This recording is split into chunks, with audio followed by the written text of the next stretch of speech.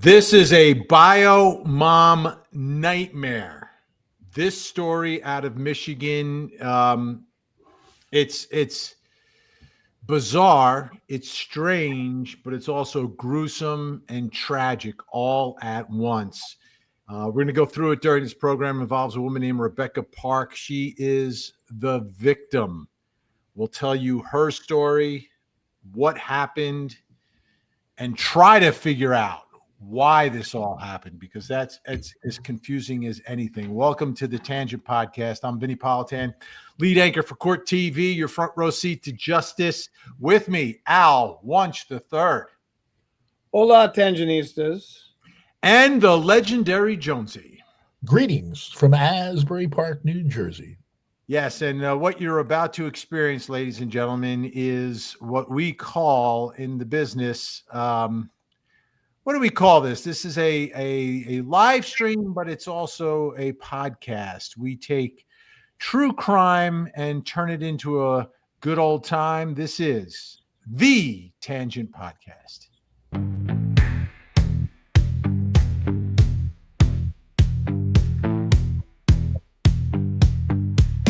It's Vinny and the Tangent, true crime podcast. Vinny has the blue eyes, Al cracks the jokes.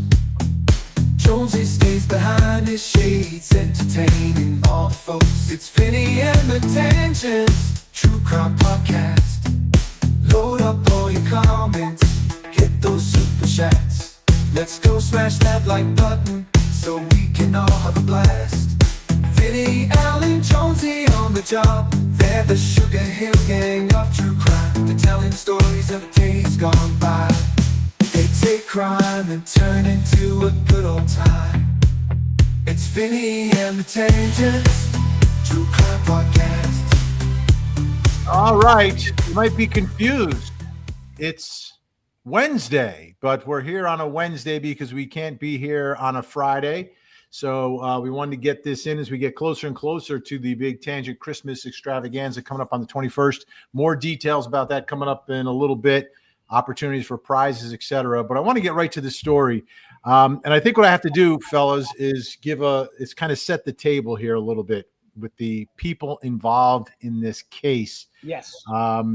Because it's that type of case. So let's take a look here. I have a little picture. I'll make it bigger. Let's make it bigger so everybody can see it. Okay, so on this picture, you will see 5 people. You see on the top row, a woman named Courtney. And then all the way screen right is Bradley. Bradley and Courtney are married. They are husband and wife. Okay. Courtney, now this is really the story of Rebecca. If you look on the bottom left side there, you see Rebecca next to Jonesy and Al. She was adopted when she was a baby, as was her sister Kim, who you also see on the screen here. Kim and Rebecca were adopted. They were raised by really good people from the time that they were 1. So they were born and raised by someone else. At age 18, Rebecca became very curious, as many adopted children do, and wanted to find her and connect with her biological mom. What a mistake. That biological mom is Courtney. Her adoptive parents tried to prevent it because the adoptive parents knew that Courtney and her crew were bad news, but you can't stop someone. They're 18 years old. They're an adult. They can make their own decisions. So Rebecca decided to connect with her biological mother, Courtney, and she did so over the course of 4 years. And then something happened at age 22. But we'll get to that in a second.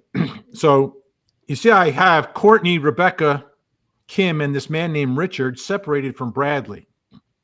That's because Rebecca was engaged to Richard. Rebecca was carrying Richard's baby. Rebecca's sister, Kim, was also sleeping with Richard. Rebecca's biological mother, Courtney, was also sleeping with Richard.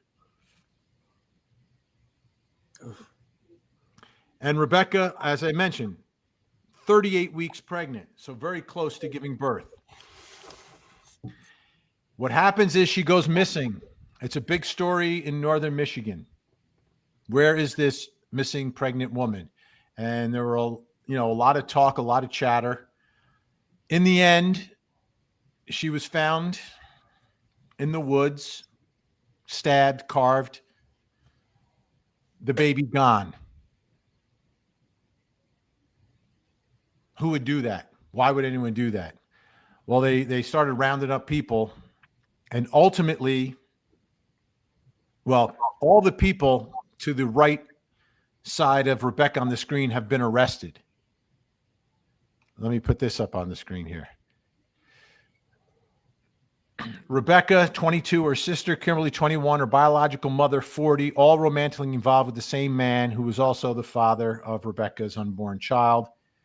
Kimberly and Courtney, that's mom and sis, told investigators that they were in a relationship with Richard, according to the probable cause affidavits. Those three individuals, along with Courtney's husband, Bradley, have all been arrested and charged with felony offenses over the past 2 weeks. So they've all been arrested for something. But who's been arrested for what happened to Rebecca? That now has come. Richard has not been arrested for anything having to do with Rebecca. Richard's charged for involving the sale of meth. I think it's drug charges. Courtney and Bradley directly charged with the death of Rebecca and the baby. Kim charged with lying to police, that sort of stuff during the course of the investigation, but she's not directly charged. So this poor woman who sought out her biological mother, according to prosecutors, met her death as a result of the actions of her biological mother. So that's sort of setting the table here for basically, does that all make sense, Jonesy? It makes sense, but it's a messy table. Right. It's messy, but you can follow Yes. what happened here with all these people. Okay. So to me, the question is like, why? Why would a biological mother carve their grandchild out of their daughter's stomach? Like that is beyond. I'm trying to understand it. And I think it has to do with this whole love. It's not really a triangle. It's sort of a triangle. I set it up as sort of a pyramid triangle, although it's more of a square than a triangle. It's a square. Yeah. Usually a love triangle has 3 people involved. This one has 4. And Bradley's left out. And I think Bradley was angry about the whole thing. And I think Bradley was acting out against Richard, but went after his wife.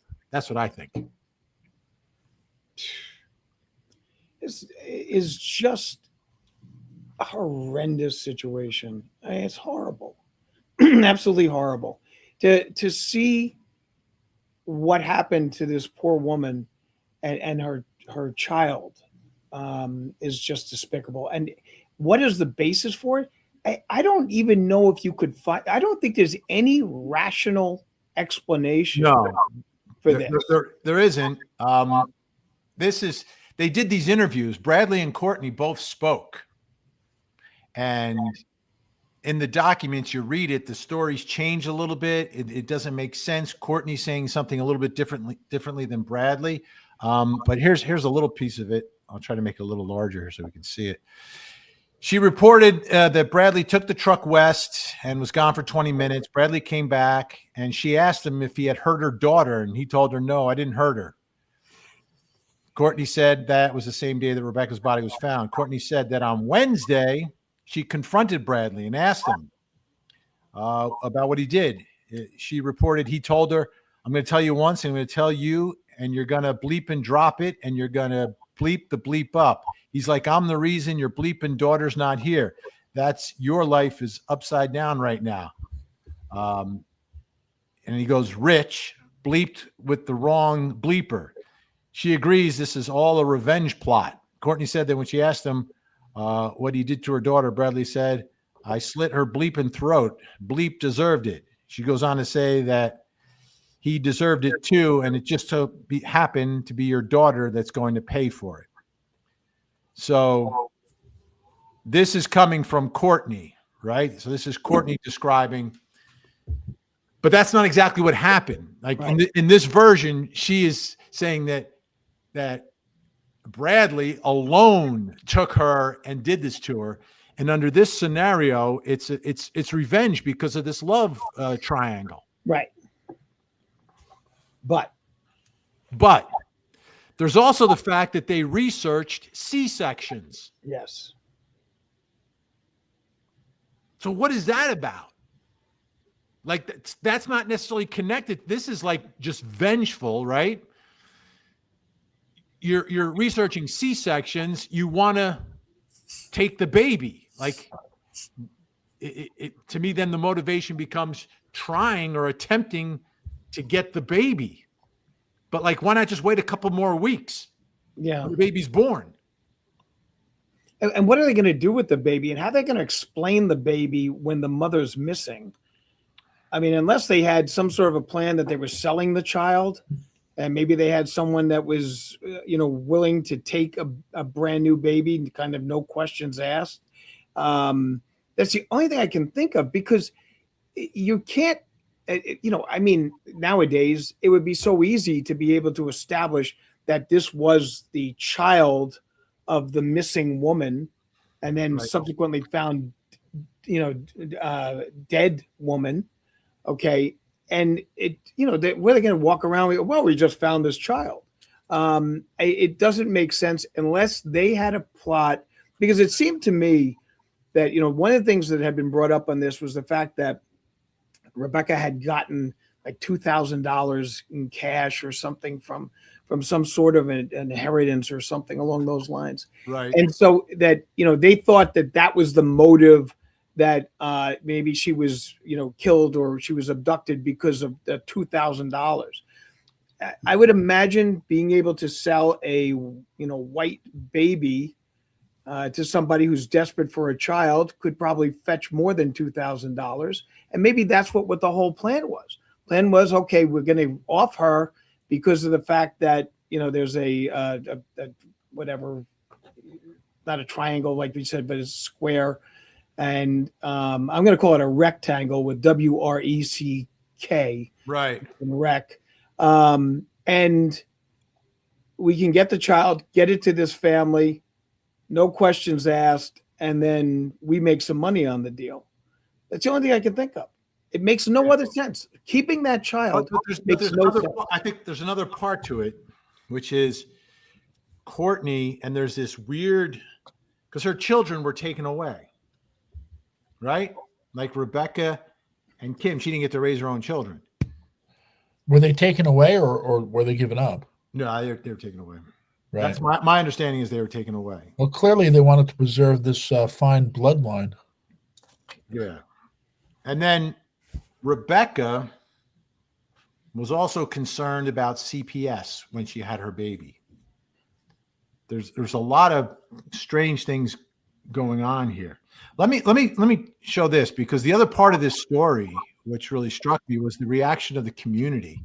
And I mean, when Rebecca was missing, this community totally committed to finding her. And there's a lot of anger right now in the community as they found out what's going on. And they all showed up to court. I mean, I'm going to show you some clips. This is from 9 and 10 News in Cadillac, Michigan. We've had Jody Meeson on, amazing reporter who's been covering this. But let me play this for you. It is alleged in count number 1 that you committed the offense of homicide, murder in the first degree, premeditated. That is a felony punishable by up to life in prison without parole, and DNA to be taken upon arrest. That was the first of more than a half-dozen charges Courtney and Bradley Bartholomew now face. The other charges include torture, conspiracy to commit torture, assault on a pregnant individual causing miscarriage or stillbirth, conspiracy to commit that assault, unlawful imprisonment, and removing a body without medical examiner permission, with Bradley charged as a repeat offender. I think no bond or being held without bond is appropriate. Again, this is a case of premeditated torture and murder. These two individuals created a plan, conducted research. Ms. Bartholomew brought Rebecca to their home. They forced her into another vehicle and took her into the woods, where they stabbed her, forced her to lie on the ground while they cut her baby out, and ultimately caused her death and the death of the baby. They then left Rebecca in the woods. That moment, that's the first time that's being revealed publicly inside the courtroom. And you could see all the folks in the gallery. At that moment, they're like, oh my goodness, this is worse than we ever could have thought it was. But I think it's the premeditation, you know, and the research to me is it's about the baby. It's about, it could be revenge mixed in there, but it's about the baby. And if you're researching C-section, you think you can extract this child alive, right? It's got to be. And then obviously things are not going to go correctly when you're out in the woods, you know, holding someone against their will with a knife up against their throat. Well, also you don't have the procedures necessary to sustain life under those circumstances. You know, you're not in a sterile area. You're not in an area where there is going to be something that can be done with regards to the umbilical cord and with regards to making sure that the child is got a clear airway. There's no oxygen. There's no, heat. There's nothing there except, this is November in Michigan. Yeah. Northern. Yeah. Right. It's cold.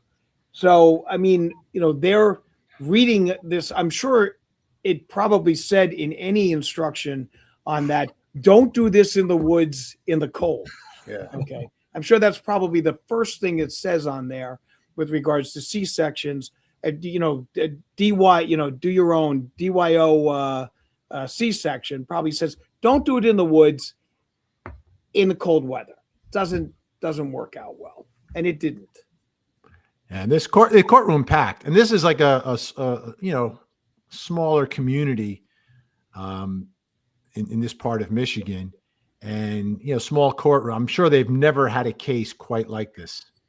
No, notwithstanding these horrendous 4 people that are involved in this scenario, the interviews I saw of the residents in the town demonstrated that there was genuine concern, and that this seemed like a very nice, close-knit, and in even hearing from the adopted mother and things along those lines, this was a very, very rural but nice community that I'm sure could not even imagine that this case turned out the way it did. Yeah, to me, I don't get it. I just don't get it. But that's why the adoptive mom wanted her to stay away from this family, stay away from these people. Now, again, we go back here. Richard has been bonded out. The sisters bonded out. But again, Richard not charged with what happened to Rebecca. Right. Kim charged with interfering with the investigation, but it's Courtney and Bradley are the two. I'm wondering, did Courtney want to raise a child? She didn't get to raise Rebecca, so she was going to raise this baby. Like, I don't know. Could that be some sort of demented, warped sense of what was going on in her mind? There's no way you can conceal that. I mean, that's why it didn't make sense to me. I don't think Rebecca was very, what's the word I'm looking for? Methodical. I think she kind of kept under the radar a little bit. And again, she had concerns about having the baby and CPS getting involved. Okay, so and CPS, for those of you who don't know, is Child Protective Services. Just right. She didn't want to lose. She didn't want her baby taken away. Yeah, but the problem is this: the mother's missing. Okay, and then the baby shows up. I mean, how I can't imagine now. I mean, granted, I don't think that those 4 with an IQ would add up to more than like 9. Okay. Right. But I can't imagine they'd say, well, we'd be able to conceal this and just say that this baby just showed up. The stork dropped it down the chimney, and we decided to take care of it. Yeah. There was nothing done to try to show that Rebecca had left the area, had run away, had sent a note. She told us she was getting out of here because she was afraid of it. So there was nothing there. The only thing that makes sense to me is selling the child. Yeah. Now, a lot of I don't think anything. I think looking for sense in this, it's natural on our part, but you're not going to find any sense in this. I mean, the methamphetamine is probably a huge part of the fact equation. where there is no rhyme or reason. I mean, was there a plan? I mean, at all? Like, or was this just like some like drugged out nightmare? Well, And I'll tell you one of the things that's happening though is like during the course where Rebecca is missing, like Courtney is speaking to reporters, Kim is speaking with like there's like this whole sense of, oh my goodness, she's missing, like this whole ruse. I saw an interview with the fiance talking about, we're always together, and I've been having nightmares, and I mean, like talking across the board about how horrendous his life is now, that the love of his life is not there.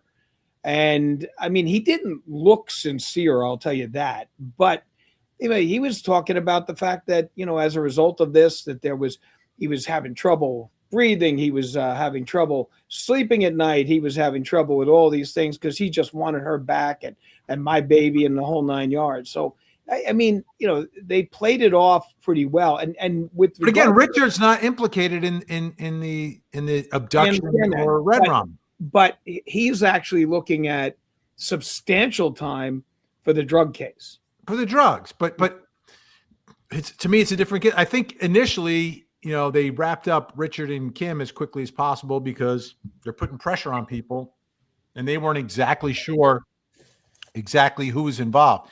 Now, this is another part of the interview. Courtney said, and a lot of people are asking about the grandson. Courtney said when asked about her grandson, which is the baby that was cut out, she said, Bradley said, I stuck him in a cooler, stuck him in a trash bag, threw him in the trash.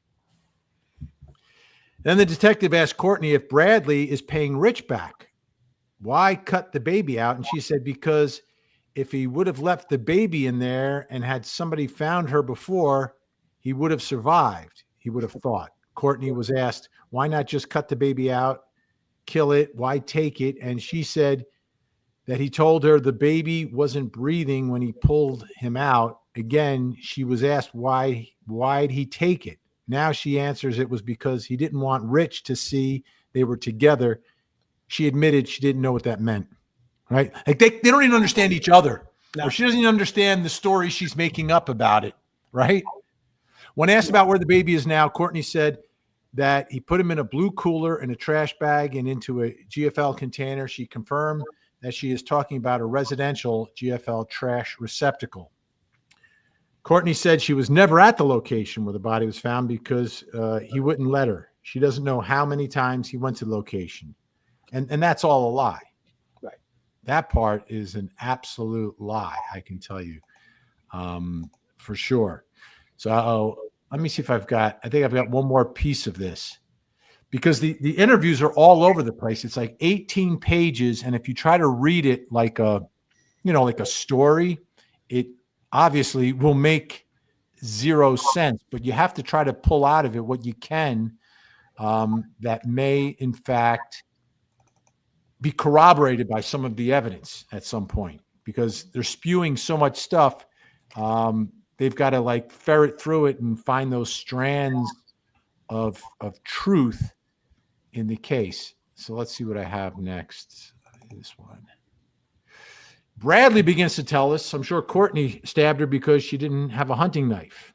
He identified that the knife went into the trash at Cadillac Shores. He reports that Courtney is the one who cut the baby out. He confirmed that he witnessed this and it had taken place right where she's laying out on the trails behind the house. He confirms that is the reason he told an officer to check the trails behind the house.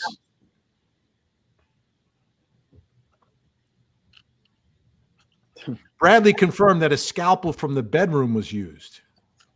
When asked if the baby was alive when he cut it out, when he was cut out, he responded no. He confirmed it was just the two of them that were present. But he then points the finger at Courtney for stabbing Rebecca. And I think that's like, he's not admitting doing anything himself. But they're both there, like, Right. but they may get separate trials, right? If their statements implicate each other, that's when you have a Bruden problem, right? That's when you have to have a separate trial for Yes. Bradley and for Courtney, right? Yes. Because if you want to use statements made by Courtney that implicate her and Bradley, Bradley can't be on, that jury can't hear that. They can only hear statements by Bradley implicating Bradley, because otherwise it's hearsay.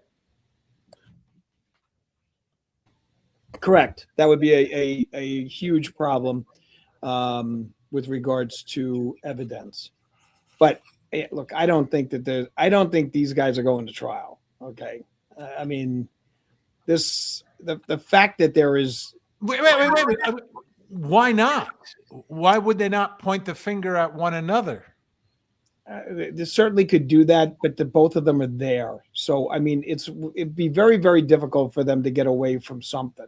I mean, if it turned out that it's like, listen, I was nowhere there, I was in such and such, and he comes up with some sort of alibi, then, you know, and maybe she mentioned it to me, but I thought she was kidding. But they're there. So the conspiracy aspect is there.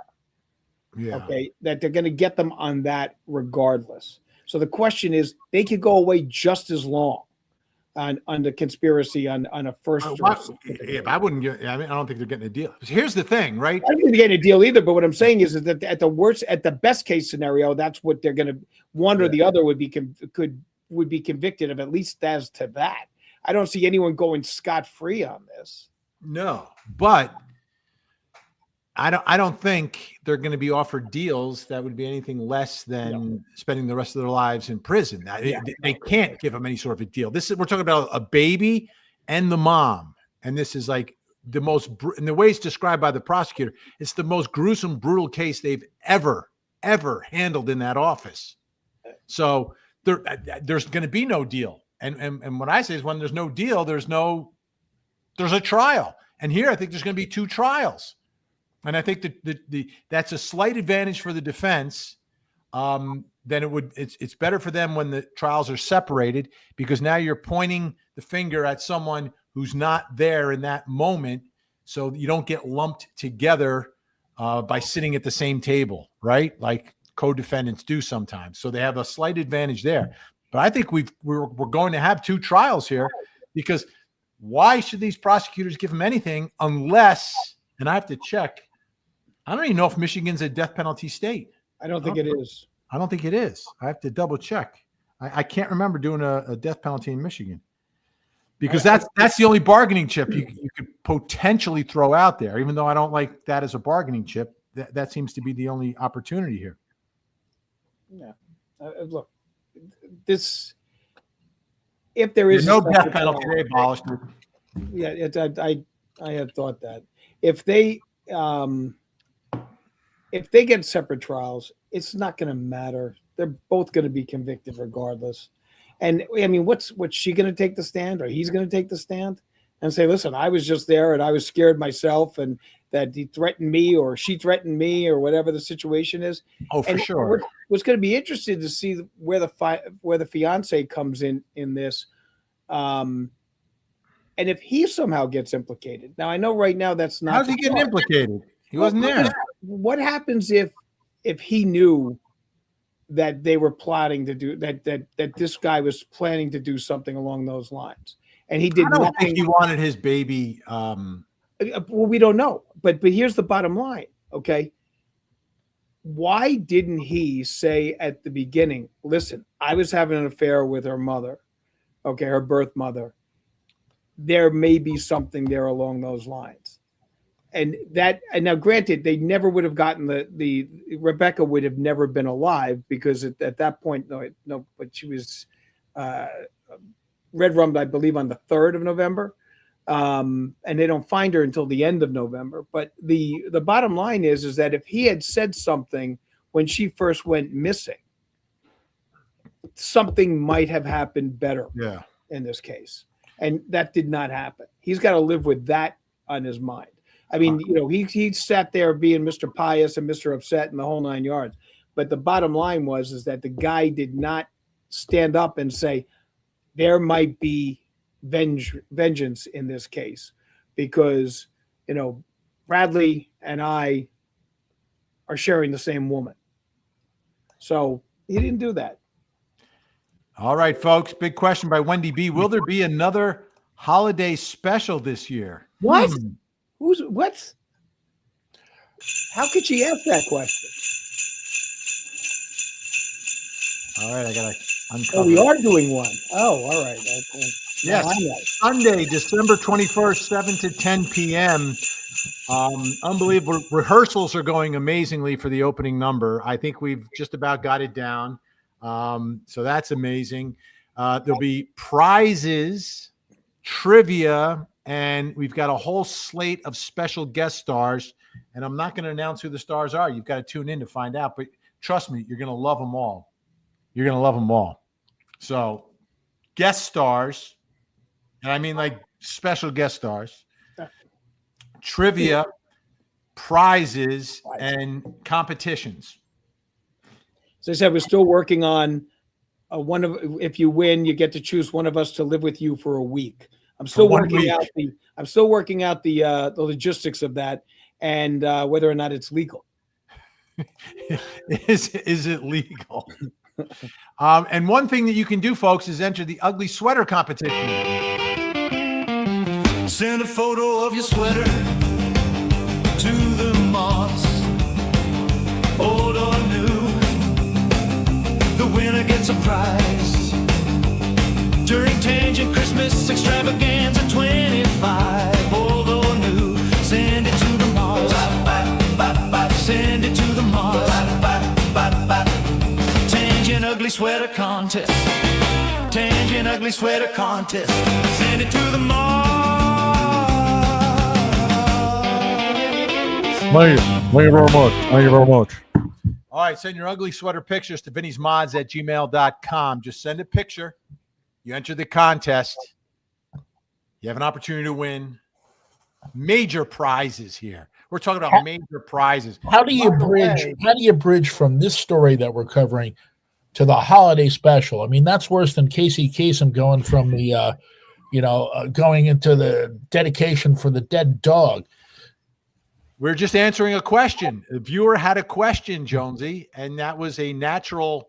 This is clearly the feel good story of the holiday season. No, it's not a feel good story, but it's one of the most confusing to me, and I think Jonesy hit the nail on the head because of the meth aspect to this.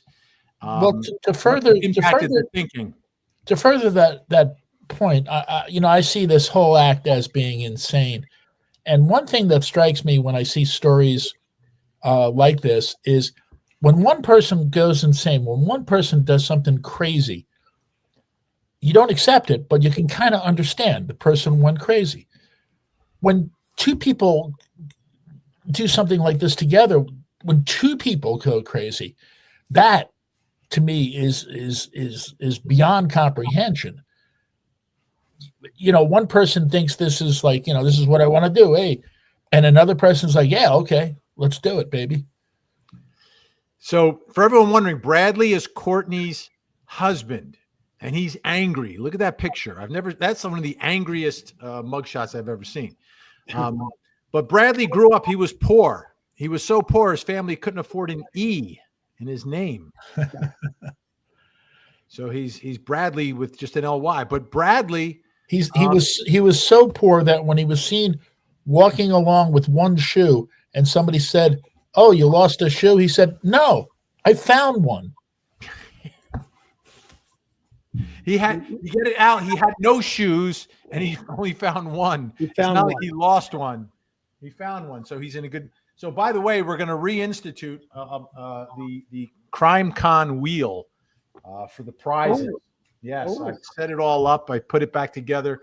It's good to go. So that's good. Now, the other part of this story that really struck me, because I go online all the time, and in my algorithm, I'm in the algorithm, and every once in a while I get caught in it, and I'll watch like a series of like 10 videos in a row of these unbelievably heartwarming biological reunions where children who've been adopted reunite or get together with members of their biological family. And these are warm moments, and then they learn the difficult circumstances that the birth parents were going under, or the birth mom, and they may meet a cousin, they may meet their actual birth mom, they meet new siblings that they didn't know, sometimes siblings who were adopted separately or reunited, and all these stories. It's like I can only watch it while I'm cutting onions because I need a cover story. I need a cover story. And I'm like, no. My son comes in. No. I'm cutting these onions. It has nothing to do with the video. Like, these things are amazing. And then I think about Rebecca, who's raised, and at age 18, has that yearning that I presume a lot of adopted children may have, or curiosity, whatever it is. But it seems like it's pretty common. And I want to connect. I want to meet my birth mom, and I want to have a relationship, and I want to figure out where I came from. And, her adoptive mom knew the problems and tried to stop her, but you can't. And to me, this is so tragic that she gets into this world of her biological mother, and there's this downward spiral for 4 years that results in her in the woods with her baby removed from her stomach. Well, Unbelievable. It's ironic because you look at it from the standpoint that Courtney brought her into this world, and she then took her out of this world. Yeah, it's brutal. All right, I don't want to be too much of a downer this time of year, but I wanted to talk about this story because a lot of people are talking about it, and we finally learned some more of the details. And obviously, it's a case and a trial we'll be tracking on Court TV, and one that we'll be covering. And I think Al's right. There could be more to this story involving the sister Kim, potentially Richard. I think more Kim than Richard, but that whole situation is really murky. At a minimum, there are going to be witnesses in the case, and I think these will be trials. So I wanted to kind of put that on everyone's plate. But I do understand the gravity of it all, but it is what it is. Like, there's no way around it. No. By the way, here we go. 1 second. What?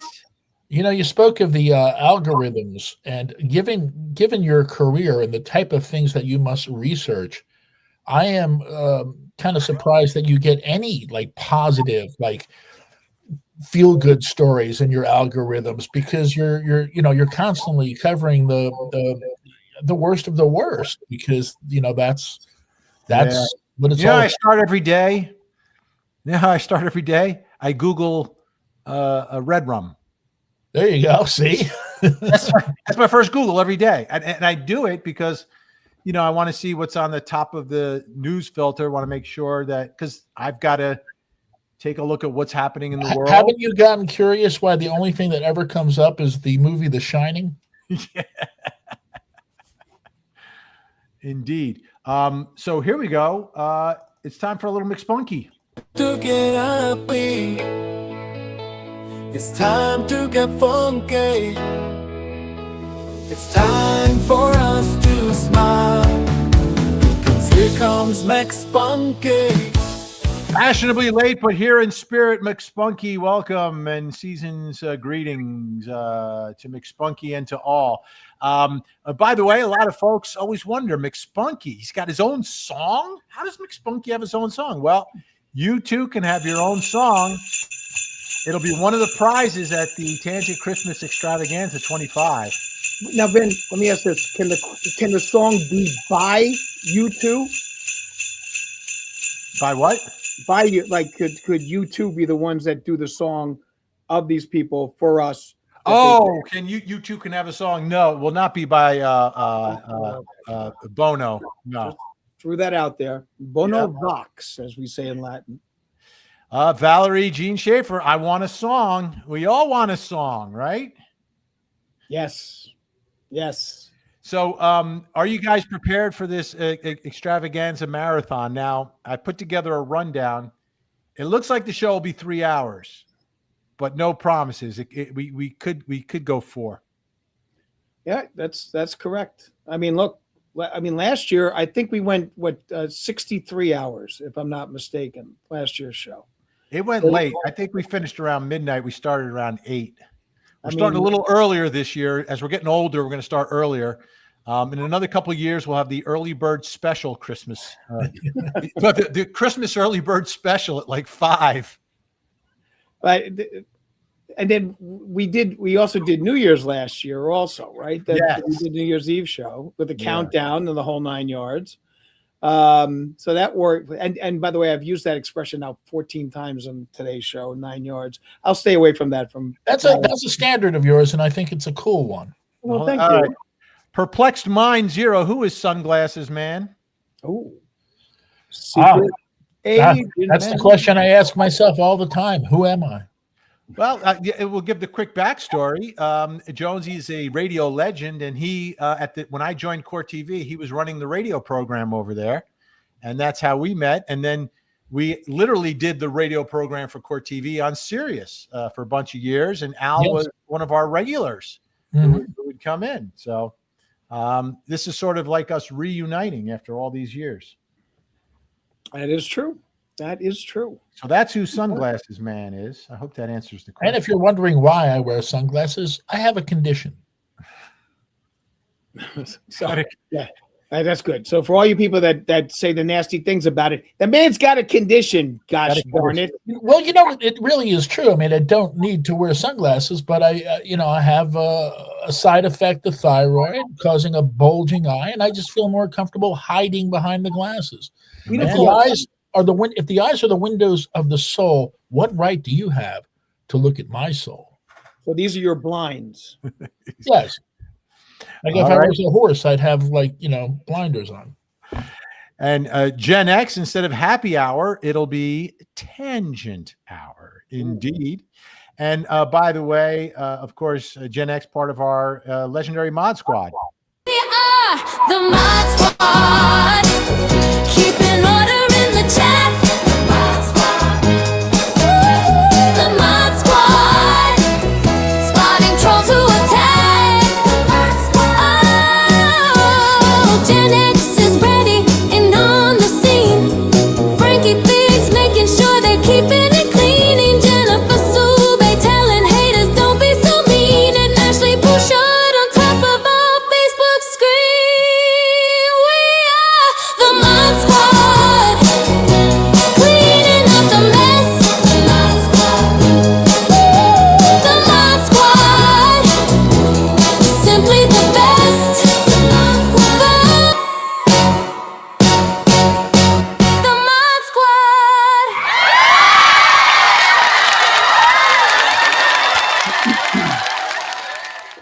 So Vin, are you saying that historically we could end up going more than 3 hours? Yes, I do believe that is the case. War to civil rights and all the revolution fights. World War I and World War II. Al always knows who is who. It's this day in history. This day in history. History. Now let's listen to his story.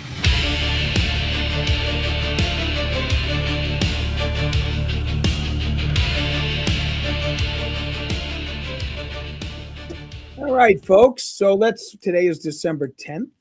Let's start with the Rev War history. Okay. On this day in 1776, the Continental Army reorganized, which was extremely important. And the Maryland 400 had reenlisted. Now, this sets the stage for what will happen later in the month at the Battle of Trenton.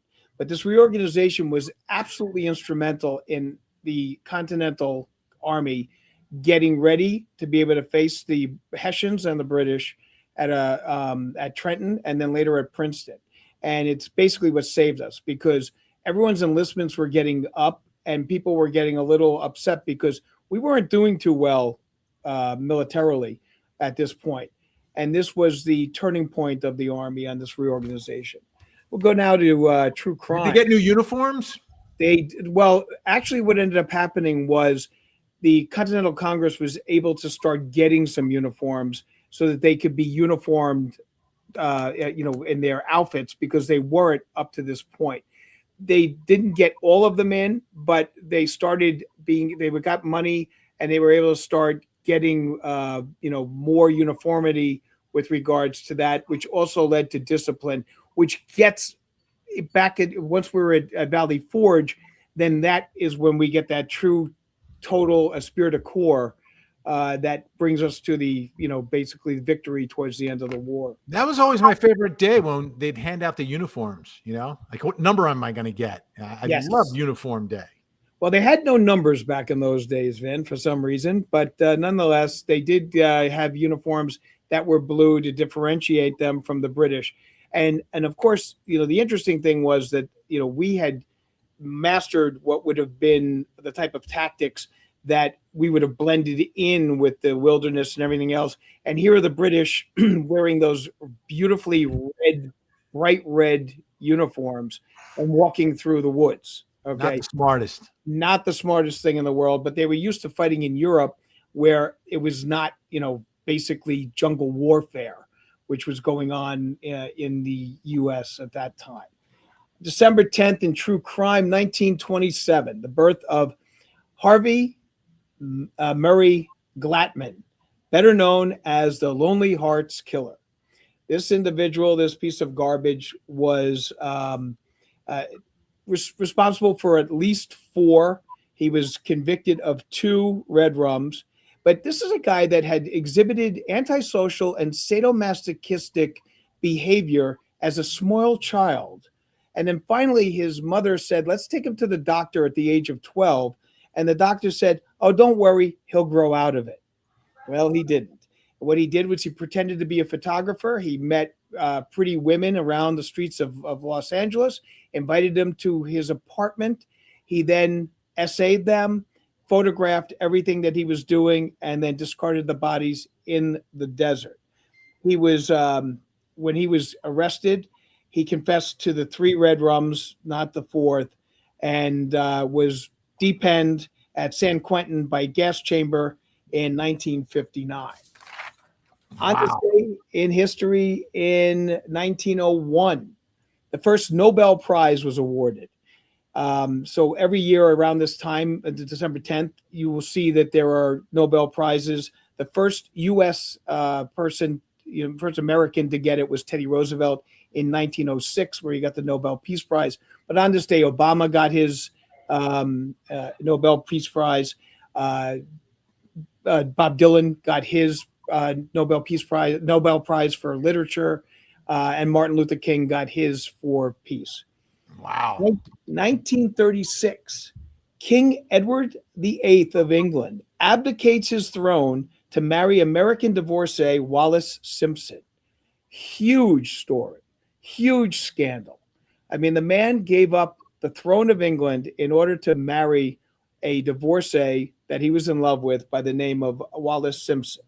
Ooh, a divorcee. A divorcee and an American, which was a no-no if you want to be the King of England. You can't have an marriage. Bride. Right. As Potsy says to Richie in an early episode of Happy Days, you know what they say about divorcees? Hot to trot. Well, get a look at this woman. You'd be trotting the other way in most instances. We still can't to this day figure out what happened, but he found love, God bless him, and he gave up the throne for her. 1948, the UN General Assembly adopts the Universal Declaration of Human Rights. 1962, one of the most incredible films you'll ever get to see, Lawrence of Arabia, premieres. It's based on the life of T.E. Lawrence, who was a soldier during World War I. I will tell you that I watched that movie and it blows my mind.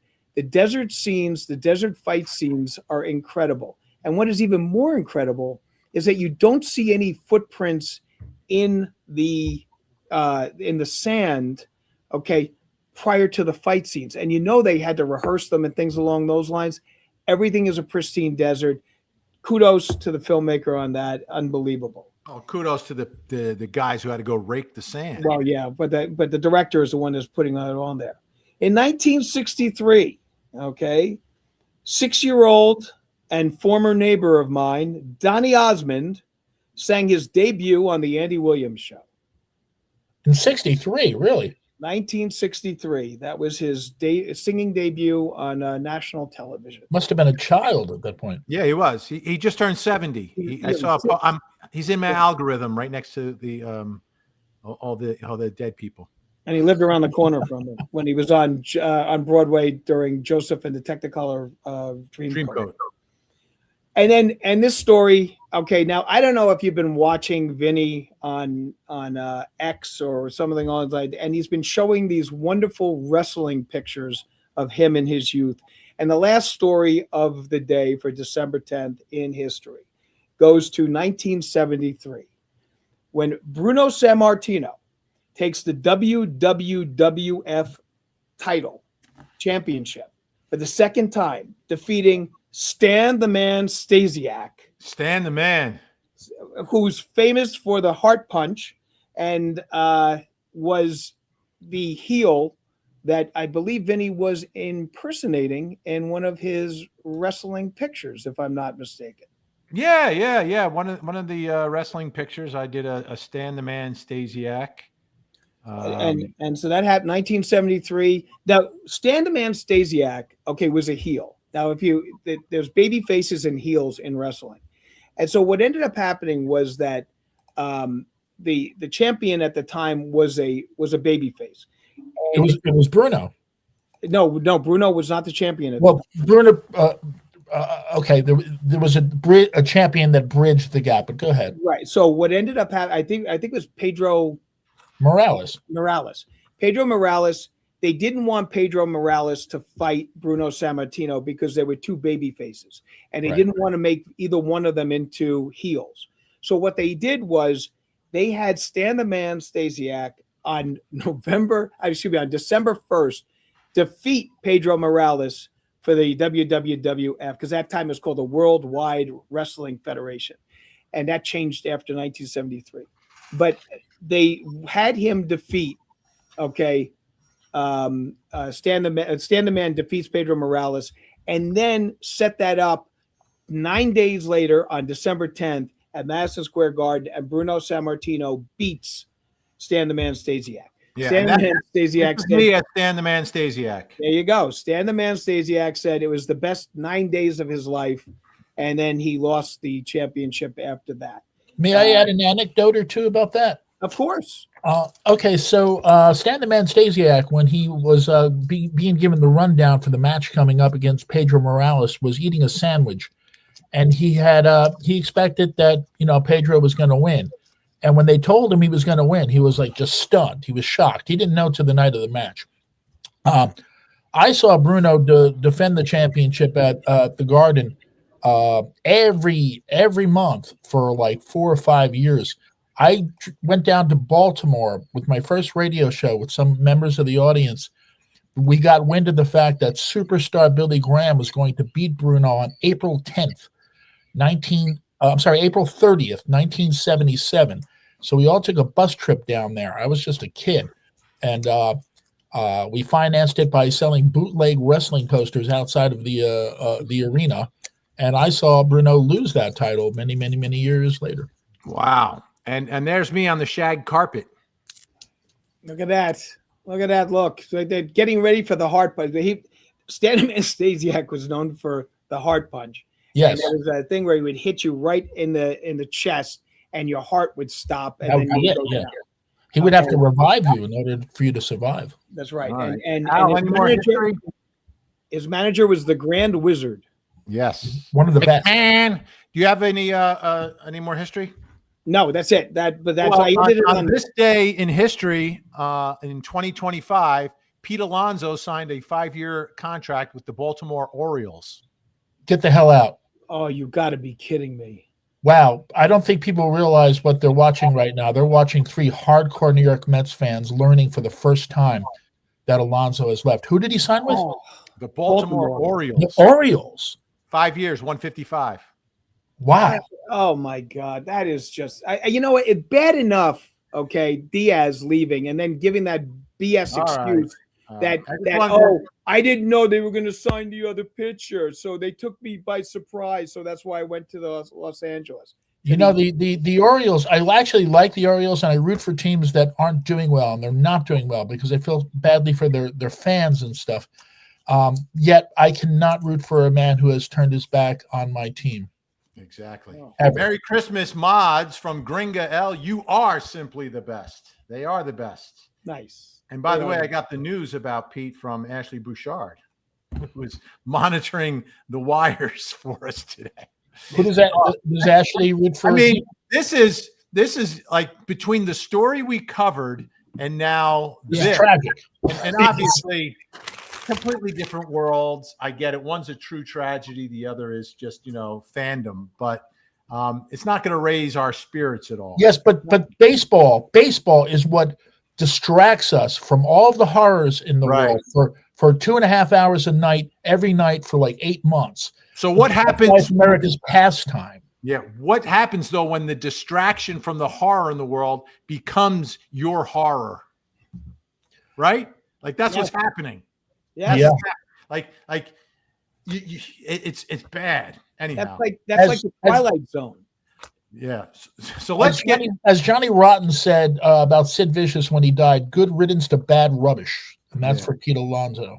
So let's get some let's get some positive vibes going here. Well, that Let's picture's pretty positive. Yeah, like that's a good one. And by the way, at the Christmas party extravaganza, we're gonna crown the Tangenista of the year.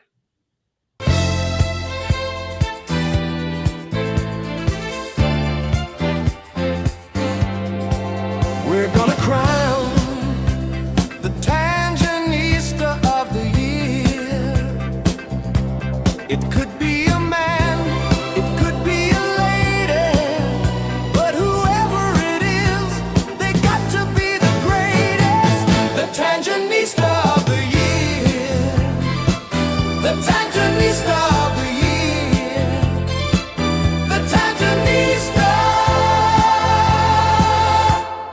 of the year.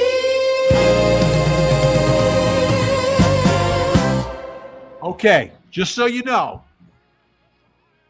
the Tangenista of the year, one of the prizes they will receive is their own song. Ooh. Ouch. Okay. So now there's been some confusion in some of the entries we've gotten for Tangenista of the year. Now you can nominate yourself, you can nominate someone else, and we've had both scenarios, but we just need a video, a simple video. It doesn't have to be extravagant, but it can be if you want it to be. It Well, just let me has to ask be you a 60 seconds or less. And in the video, make the case for whoever you're nominating, and it can be yourself. Please nominate yourselves if you deserve it. But just make the pitch. Can In I video- ask you a question? Can I Yes. question? Am I recognized? Yeah. Okay. So let's say I nominate someone. Do I have to do the video Yes. on behalf of that person, or does Yes. the person I nominate have to do the video? No. Or you have to do it. Okay. You could you can nominate someone now. There was some confusion on that, so I'm glad that we have put Yeah. that. I don't know that Al can nominate someone. Aren't we the judges? Well, then he'd have to recuse himself. No. But then it might be 1-1. I will have to go to court then and have a court order to overturn my recusal. Yes. Well, there's a whole process for the selection of the Tangenista. And remember, it's an honor just to be nominated. Yes, that's right. And you can experience that honor by nominating yourself. That's exactly right. You can nominate yourself. It's welcome. Like you know why you should be Tangenista of the Year, but you can also, like, if you're in the chat and you know somebody and you say, wow, this person really, make the nomination. And the video, be creative. Be creative, folks. Can the mods be Tangenista of the Year? Ooh, that's interesting. That's interesting. We're Probably gonna have not. a meeting of the rules committee, I think. After the broadcast. They can't be. They can't be because there would be the appearance of impropriety. And in New Jersey, that's the big no-no. Doesn't Right. matter. It doesn't have to be in. There has to be. You don't have to demonstrate impropriety. Just the appearance. Okay. So speaking of Jersey, are you guys ready? Yes. Yeah. When Who we else got launch paid? the new year, one of the first big trials of 2026 will be in New Jersey, close to you, Jonesy. Is it the guy who allegedly set his family's mansion on fire, who was in business with his brother? Yes, the Canaro brothers trial. Took One a long Canaro time. accused of taking out his brother and his brother's family, setting his sprawling Colts Neck mansion on fire, then setting his own home on fire as a ruse. Right. It was a ruse. It's like something you see on the Looney Tunes. They'll never figure this out. Yeah. So yeah, it's going to be some case. Let me tell you, it's intense. We covered it the other night on Vinnie Politan Investigates, and so right out of the gates, we've got two big trials. One down here in Georgia, the other one up in Jersey. So, By the way, I was on that show with Vinny talking about this New Jersey case. oh, you were. Oh, that's right, you were. Yeah, that's right. Al was on. Well, I almost forgot. the Al made a rare 9 p.m. appearance. That's correct. Ooh. A rare Friday 9 p.m. Yeah. hearings. how Yeah, did you keep him sober on Friday at 9 p.m.? It wasn't easy. It wasn't So, easy. we're having the meeting. It's in New Jersey, and folks say, "Well, why don't we get Al?" I said, "He's probably going to be at like a Cure concert or something, or Howard Jones. I don't know. I don't know who's performing tonight, but they were able to track him down, and he was Luckily, only half in the bag." Luckily, those bands go on at like 10:30, 11 o'clock. So I was able to do the show and get to the club. Oh.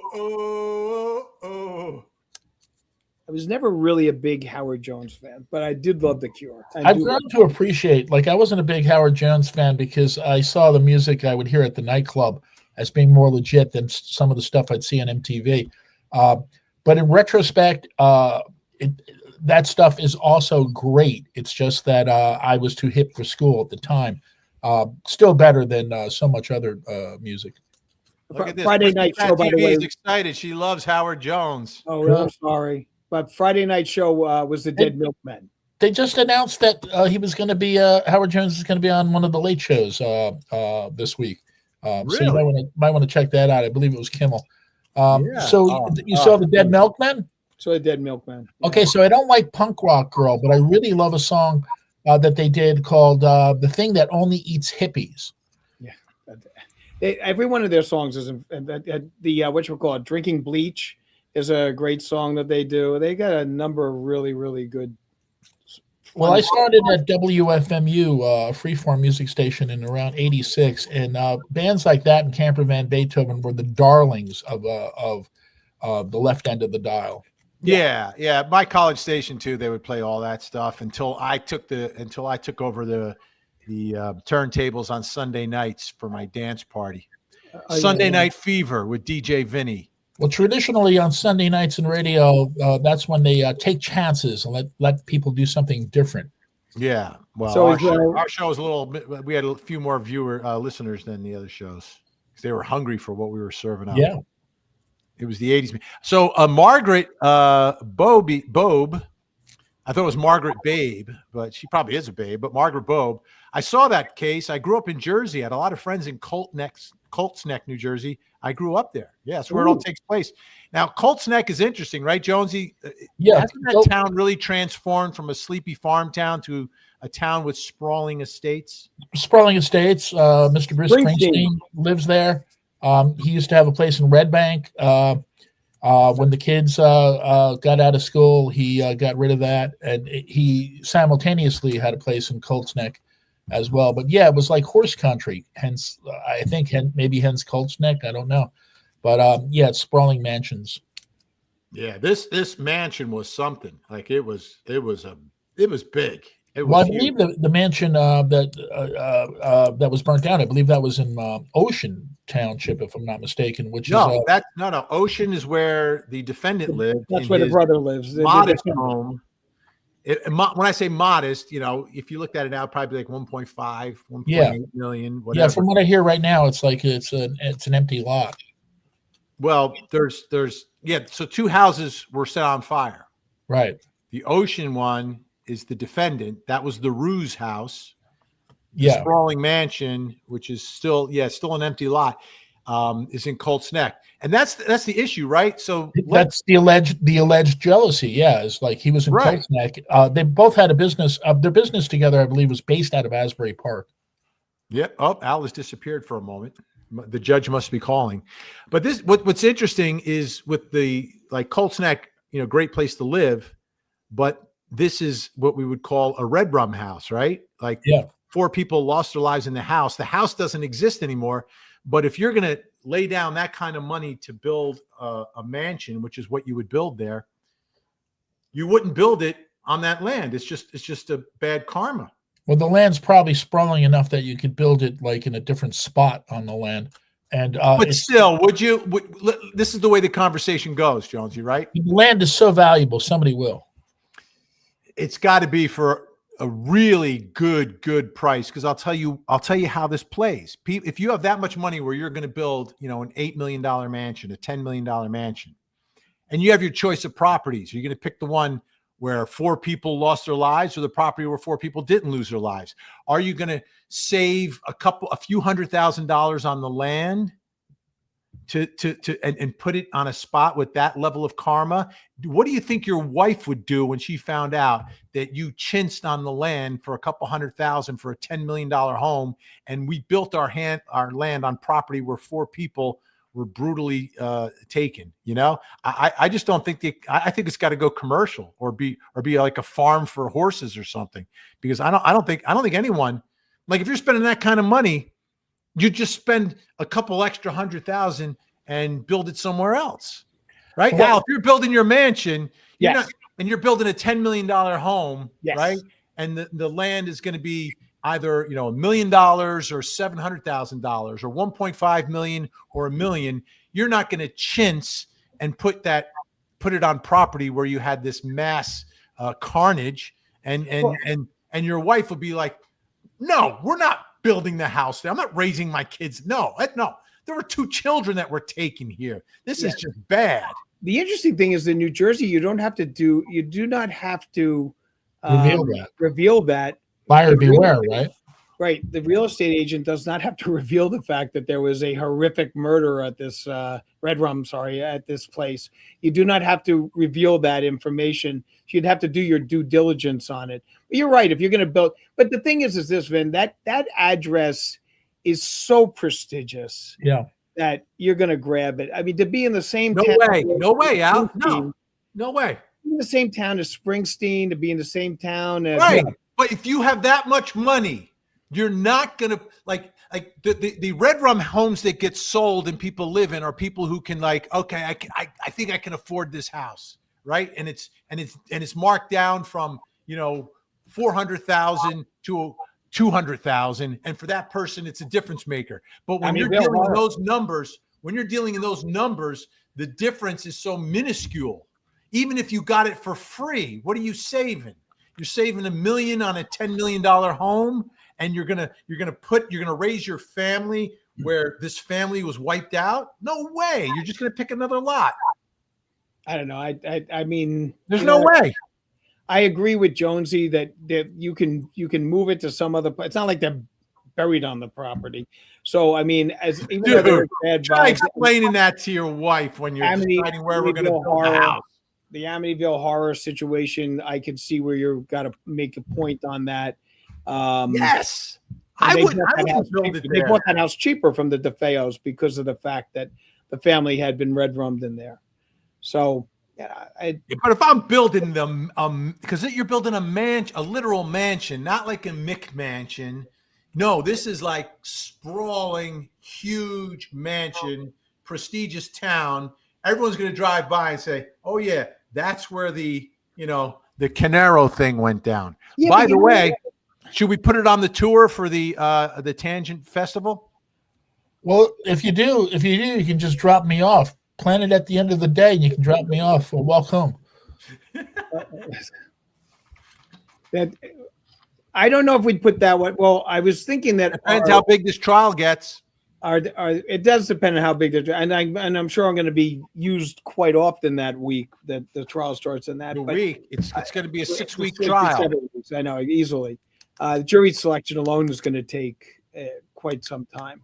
But they got a good judge that's handling it. He's the assignment judge in the county, and he's very, very bright. Former first assistant prosecutor, certainly knows his stuff. It's going to be very interesting to watch. You got good trial attorneys on there. I like the defense motions.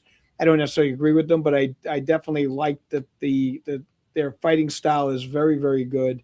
They're going in. They've got solid arguments that they've been bringing. It's going to be a fascinating trial to watch. Anytime you have a situation like this, and we brought this up on the Friday show. It's like, who else but your brother would you go out at 3 a.m. if they show up at your front doorstep? And Right.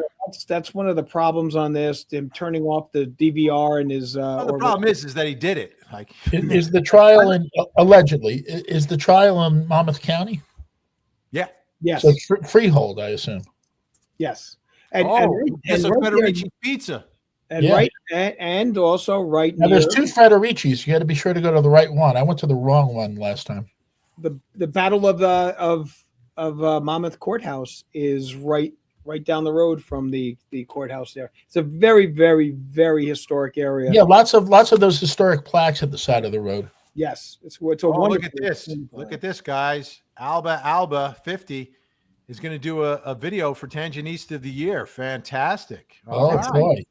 Get him in. It's going to be quite an honor. Quite an honor. And obviously, oh, wait, I'm trying to find Jonesy. Where'd he go? There he is. Jonesy was hiding. We're playing hide and seek. So this is going to be a huge night. Once again, just want to remind everyone, you got to remind them, this is big. And the count, we are 11 days away. 11 days away. A lot of prep, people. There's a lot of preparation and a lot of preparation for this one. Getting all the pieces together. You may need it because you'll be sitting down for a long time. Indeed. And don't forget, you have to bring your festive drink glasses. Yes. Well, I'm already all. I don't think you have to tell Al that. No. But it should be festive. It should be festive. All right. I think we're good. I got to get ready, folks. Oh wait. Oh, we did have to remind you of one other thing. What? I almost forgot. Well, wait a minute. A lot of some of the prizes will be brought to you by the Vinny Originale True Crime Merch Shop. And a hoodie, a beach towel and a mug. A new design from Vinny is better than a drug. True crime merch, he did it. True crime merch, mark the exhibit. True crime merch, we hate Casey. True crime merch from Vinny Originale. So many amazing items that we've got. You got the Tangent items, the Tangenista items. Allegedly, person of interest, Viva, True Crime merch, available at the True Crime Merch Shop. And there will also be some of the prizes that will be divvied up. So it's going to be quite a night. It's really an extravaganza, like in the true meaning of extravaganza. It's not an exaggeration. This is the biggest show of the year every year, and it'll be fun, hijinks, and lots of surprises. Lots of surprises. Surprise! Surprise! Surprise! Yes, I've even got some surprises in the works for you two guys that you don't know about. Things. Yeah, I let you know about some things, but not everything. Well, I got to tell you, last year you blew my mind when you actually had photographs or actually video of Santa coming down my street Oh, from my childhood. That was that was. But and Vin, the theme this year is what the worst Christmas memory. Right? Is that the theme? That Well, we yeah, were doing? we're gonna highlight some of the worst Christmas memories, but the rest of the show will be upbeat. Yes. We had the meaning for the show. Al was coming up with a lot of like sort of a negative twist on the holidays. We were trying to It's figure not it a out. negative twist. You know what? It's I'm in. realism. It's reality. Real. A T. Real. A T. Yeah. I'm Yeah. all about negative holidays. You like the There you negative go. holidays. No, I just can't get out of it. Oh, But on that night, I bet that you'll both lift my spirits. all right. To give you a little taste, let me see if I can find it. I'm trying to find it. Da-da-da-da-da-da-da. Where is it? Oh, here we go. Oh, it's from last year's show. Where is it? Al's Hometown Christmas.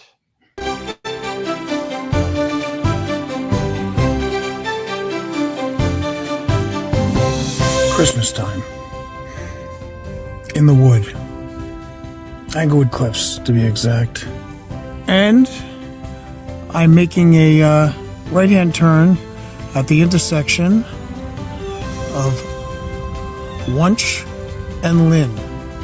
By the way, listening to your voice, do you know who his voice sounds just like, Jonesy? I don't, but I noticed that it's very dramatic. It's good. Scott Baio. Really? You know, just like Scott Baio. If I close my eyes, we're gonna do a test. We're gonna play Al talking and Scott Baio on a future episode. What was You wanna know Scott which one- Baio's catchphrase on Wah, wah, wah. wah wah wah wah wah wah? Well, wait a let's minute. And also, there is a connection between myself and Yeah, Scott. I know, but Baio. let's finish watching the video. Let's watch the all right. video for a second. But my sister was Wunsch in, Way. Your sister, what? my sister was in an ABC after-school special with Scott Baio, I used to love those. which dealt with the dangers of drugs, and that Scott Baio was using drugs on the swimming team because we all know that all swimmers were using heavy drugs, and so that was a ABC after school special on drugs. Scott Baio, my sister, was in that show with him.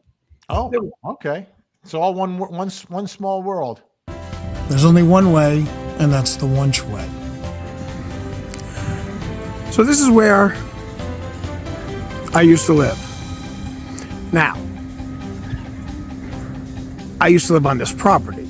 I didn't live in that house. The house I had was a ranch. Now, Santa would come down the street. Because we were the only house in the North End that celebrated Christmas, and also the only house in the North End with a fireman. My father was a volunteer fireman. Santa would stop here, and all the kids would come running. And Santa would get off the fire truck, and he would go into my house, okay? And he would ask the kids to wait outside, and that he would be out soon. And they would proceed to go into my house and get drunk. Santa was in the truck there. I find everything. I'm telling you. You did. Yeah, that was remarkable. That blew my mind that day. Absolutely. So again, it's things like this that you can expect at the extravaganza, ladies and gentlemen. It's going to be quite the show. Sunday night, the 21st, 7 to 10. Everybody will be there, and of course, we expect April Diaz to be there.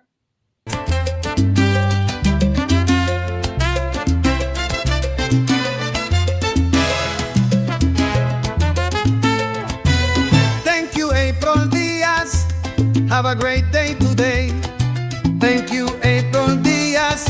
We appreciate everything you say. We all know she's a great fan, and we know the kind words she has. We always love to hear from you. Thank you, April Diaz. April Diaz, as always, wishing everyone a happy rest of your day. Happy rest of your day, April Diaz. Thank you, Thank you April so much. April Diaz in the house. All right, let me get back. There we go. All right, gentlemen, it's about that time. Fortunately or unfortunately, because I've got a big meeting coming up. Got a lot of work to do. Al's got to get to court. Not and- today. Not today. Okay. All right. So, Al, tell us where folks can find they can find you. Okay, well, the reason why we're having the show today is because I will be down in Baltimore to take the air out of Pete Alonso's tires. And I will be at the Army-Navy game this weekend. The Army-Navy game festivities start Thursday. I will be down there from Thursday, Friday, Saturday, Sunday. Monday, I'll be back on with Vinny for a couple of our last shows before the holiday on Court TV, and from 8 to 9 on Closing Arguments. And so if you're at the Army-Navy game, look me up. I'll be there, tailgating in the parking lot, and then at the game, go Army, and hasta la vista, Los Tanginistas. Jonesy, where can folks find the radio legend?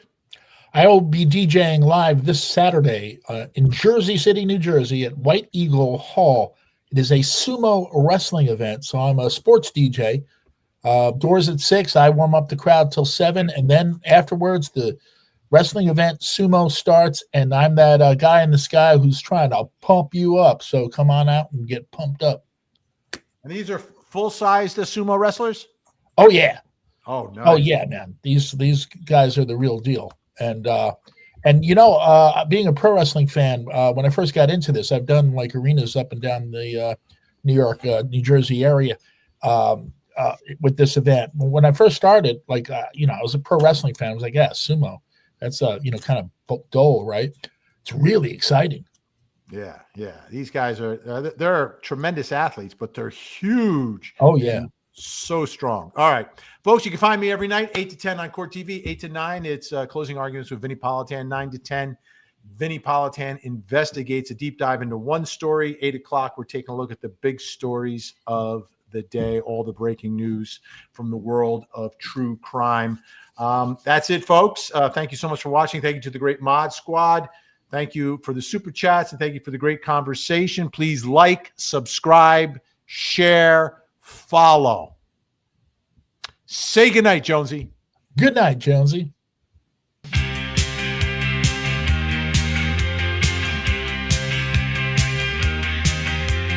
night, everyone. Good night. Thank you for all your support. We are the Tangent True Crime Podcast. We'll see all of you in court. Somebody say tangent. Tangent. Somebody say podcast. Podcast. Tangent, tangent. Podcast, podcast.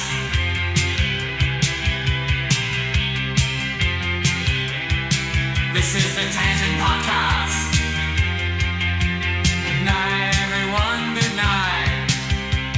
Thank you for all your support. We are the Tangent True Crime Podcast. We'll see all of you in court. Somebody say tangent.